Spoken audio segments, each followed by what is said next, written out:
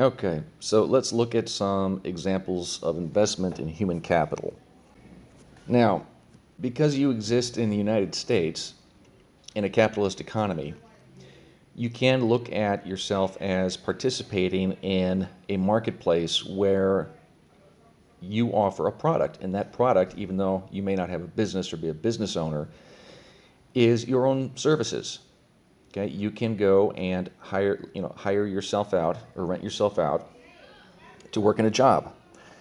And one of the ways that you invest in yourself, of course, you've heard this many, many times before, is getting as much education as you possibly can, which means completing high school. You could go to a technical school or college and beyond. Businesses can invest in their people, and we talked a little bit about that earlier. Training programs is one example of that. And governments also do this with things like financial aid, helping people go to college, providing for health care. We saw that with President Obama when he got Obamacare passed.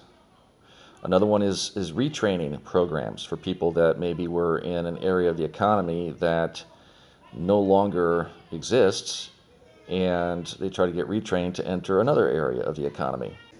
Okay, so we have another vocabulary term here, division of labor. Maybe some of you have heard this before in history, but this is what it means. The definition that your book gives us is, I guess I'm going with green today,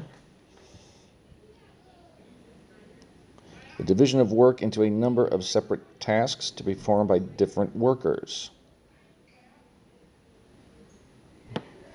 So let's spend a little time talking about this. First of all, the best way, or at least one way, that you can capture that in your notes when you're looking for the main ideas would be each worker or group does a separate part of the overall task. And I think I took that directly from your text. But notice, I didn't write down the word division. I used a division sign. That's one of the reasons why I like to turn definitions into equations. Okay, so last year, you guys were freshmen, you took U.S. history, and you should have learned about Henry Ford and the assembly line. A lot of people think that Henry Ford created the automobile, and that's not necessarily the case. What Henry Ford did was he created the assembly line, which was a new manufacturing process, a new way of creating an automobile. Before Henry Ford, cars were made by a handful of people trying to assemble a car and put it together. And it took a long time. It was very labor intensive, and that's what made cars so very expensive. Henry Ford came along and said, well, instead of having one guy build the entire rear suspension of a car, why don't we have each person doing one little thing the entire day? Like maybe they tighten one little bolt or they put on one wheel, and that's what they do, and they move the car down what we call the assembly line. All right, this is a very good example of division of labor. It makes production of goods very, very efficient. It usually will drive the cost down, and you can see that with your electronic devices. Smaller, better, faster, cheaper has been the motto of the electronics industry for decades. And what happens? Something new comes out, it's expensive, and over time the price drops. That's because of division of labor and specialization. So your book says that specialization is the assignment of tasks to the workers, factories, regions, or nations that can perform them most efficiently. Now let's figure out what exactly that means. So, when we break the definition down into bite-sized chunks, this is a suggestion of what that might look like. When factors of production, which includes labor, do only tasks that they can do better or more efficiently than everybody else. And if we go back to our assembly line example, that would be, the one worker that turns the same wrench on the same screw in the same place for 8 hours a day. Now, what are the advantages? What are the advantages to producing goods this way? Economic interdependence. Okay, another vocabulary word. Let's see what the textbook definition is. Okay, economic interdependence. We got a big definition here.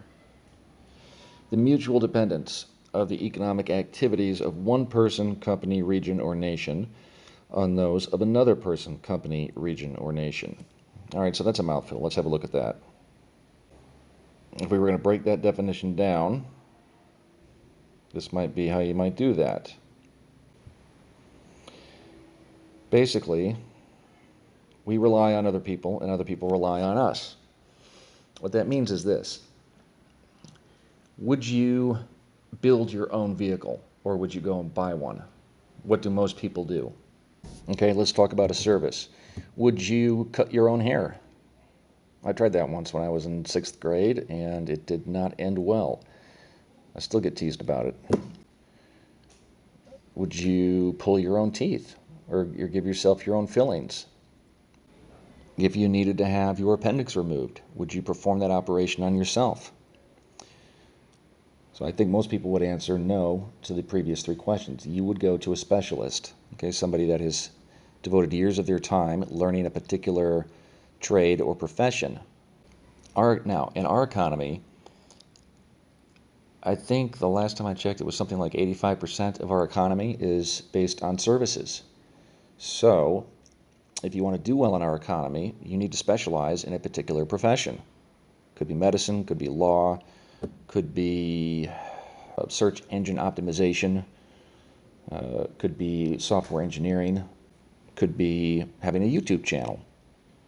Okay, but you're going to have to offer something that someone else is, A, willing to pay for, and B, probably can't produce themselves as good as you can if you've decided to specialize. Now, specialization can also apply to countries. So, China, over the last several decades, has become the world's factory. They have become very good at manufacturing. They also have very cheap labor. So they are now producing almost everything that we buy. I challenge you the next time you go shopping or the next time you need to go buy something to find a product that doesn't have the Made in China label on it. You really have to look. There are still products that are made in the United States. The one-wheel board, I keep coming back to that, is a good example. They proudly proclaim that it's made here in the U.S., and that's good because we need to get our manufacturing base back. But China is making a tremendous amount of goods, and they're selling them here, and it creates an interdependent relationship. Without us, they don't have people to buy their products. Without them, we don't have people to make cheap products, and that's a state of economic interdependence that's created between 2 countries. Let's look at some of the results of economic interdependence. The first one is if something happens in the United States, it can affect China. If the United States has an economic recession, if people are losing jobs, they don't have as much money as they used to, well, China's not going to be making as much money because they have fewer buyers here in the United States. And vice versa. If COVID breaks out, as it has, and shuts down a lot of factories in China, that creates shortages here in the United States. This tends to be true over time. A lot of people will think that workers working for very little money in a country like China, Vietnam, or Bangladesh is immoral. Well, here's the thing. They're getting paid more doing what they're doing than they were in the past. And over time, those wages do tend to rise. In this country, during the Industrial Revolution, our workers went through the same growing pains, the same process. Unions formed, wages eventually rose. A body of labor law was developed over, what is legal for an employer to do and what is legal for an employee to do. So wages are steadily rising in China, and the same will happen in Bangladesh and Vietnam. Now, There are exceptions to this following rule, this last point here, but over time, it does tend to be true, which is the more economically intertwined countries are, the more stable global politics is, and we get involved in fewer wars, world wars. I mean, not like these little skirmishes, but actual all-out war. It would make no sense for the Chinese to start a war with the United States because it would disrupt business, and right now they're making money.